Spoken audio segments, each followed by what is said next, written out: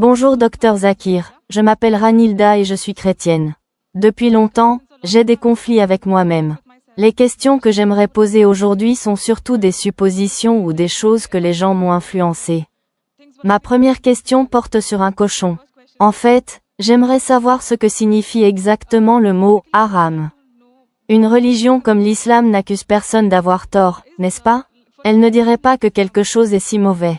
Pourquoi le porc est-il haram? Parce que j'ai assisté à une convention chrétienne et qu'il y avait un prêtre qui disait « Pourquoi le porc est-il haram dans l'islam ?» Il a donné un exemple en disant que c'était la même chose, qu'on l'utilisait comme engrais pour les plantes. Les plantes, en supposant qu'il s'agisse d'un manguier. La mangue a poussé, les racines ont absorbé les mêmes nutriments. Les mêmes déchets sont devenus des mangues et nous les consommons. En quoi est-ce différent de la consommation de viande de porc et de mangue? Notre sœur a posé la question suivante. Quelle est la signification du terme « haram » ? Et pourquoi le porc est-il haram dans l'islam? Elle a donné l'exemple d'un prêtre chrétien qui a dit que le fumier, qui est de la terre et de la saleté, est utilisé par l'arbre. L'arbre pousse, la mangue apparaît et nous mangeons la mangue. Il essaie de dire que même si nous mangeons la saleté du porc, cela peut être bon pour quelqu'un d'autre, cela peut ne pas être bon pour les autres, c'est ce qu'il veut dire. Dans l'islam, c'est haram, mais dans le christianisme, c'est autorisé. Ma sœur, je vais d'abord vous expliquer la signification de haram, qui signifie interdit, prohibé. Dans l'islam, haram signifie interdit, prohibé. Je vais d'abord répondre à la question que vous avez posée au prêtre, puis j'en viendrai à la véritable raison pour laquelle le porc est haram. Le prêtre a donné l'exemple du fumier, censé être de la terre et de la saleté, qui est sain pour l'arbre et qui, lorsque l'arbre pousse, donne des mangues que nous mangeons. Il essaie de dire que c'est peut-être haram pour les musulmans mais bon pour les chrétiens.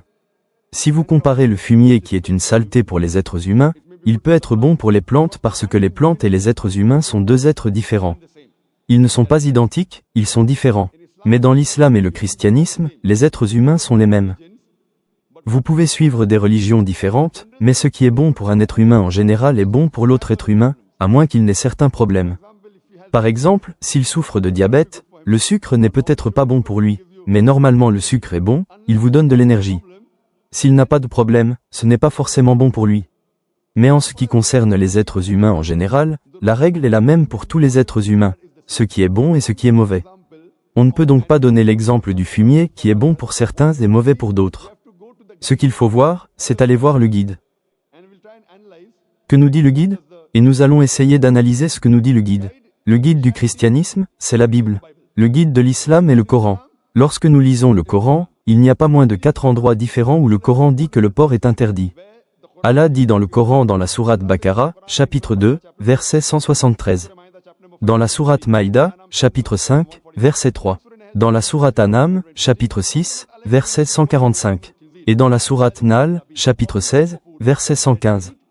Vous sont interdits la viande morte, le sang, la chair de porc et tout aliment sur lequel est inscrit un nom autre que celui d'Allah. Ainsi, le Coran dit en pas moins de 4 endroits différents qu'il est interdit de manger de la chair de porc. De même, si vous lisez la Bible, vous constaterez qu'elle interdit la consommation de viande de porc à au moins 3 endroits différents. La Bible dit dans le livre du Lévitique, chapitre 11, versets 7 et 8, que tu ne mangeras pas la chair du porc et que tu ne toucheras pas à sa carcasse. C'est impur pour toi. Un message similaire est donné dans le livre du Deutéronome, chapitre 14, verset 8. Même si le porc a un clou de girofle dans le pied et qu'il ne rumine pas, il est impur pour vous. De même, le livre d'Isaïe, chapitre 65, versets 2 à 5, mentionne qu'il ne faut pas manger la chair du porc. La Bible dit donc en pas moins de 3 endroits différents qu'il ne faut pas manger la chair des porcs. Et Jésus-Christ, que la paix soit avec lui, a dit dans l'évangile de Matthieu, chapitre 5, versets 17 et 20, « Ne croyez pas que je sois venu pour abolir la loi des prophètes. Je suis venu non pour détruire, mais pour accomplir.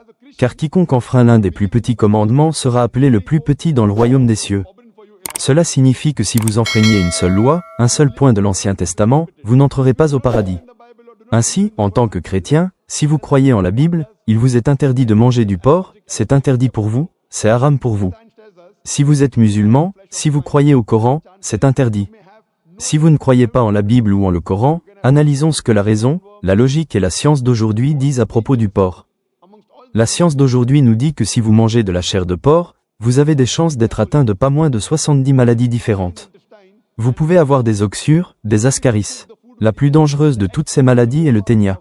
Il est appelé Tinea soleum et se loge dans l'intestin et est très long. Même si l'on cuit très bien les aliments, les œufs, les ovules du Tinea soleum ne meurent pas. De l'intestin à la circulation sanguine, il peut atteindre presque tous les organes du corps. Il peut pénétrer dans l'œil et provoquer la cécité. Il peut pénétrer dans le cœur et provoquer une crise cardiaque. Elle peut pénétrer dans le cerveau et provoquer des lésions cérébrales.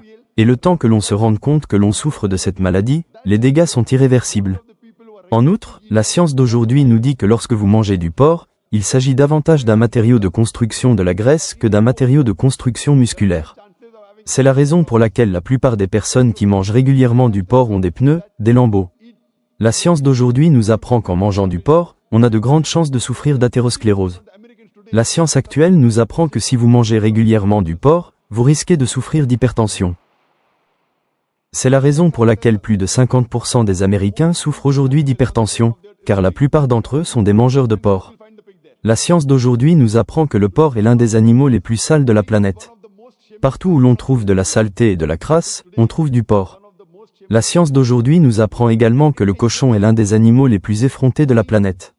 Le porc est aujourd'hui l'un des animaux les plus impudiques de la planète. Il aime voir son épouse, voir son compagnon avoir des relations sexuelles avec son ami. Dans les pays occidentaux, nous organisons des soirées dansantes. Après les soirées dansantes, nous échangeons nos femmes. Tu couches avec ma femme, je couche avec la tienne. Pensez-vous que c'est pudique? Et il y a une chose scientifique qui dit que vous mangez du porc et que vous vous comportez comme du porc. J'espère que cela répond à ta question, ma sœur.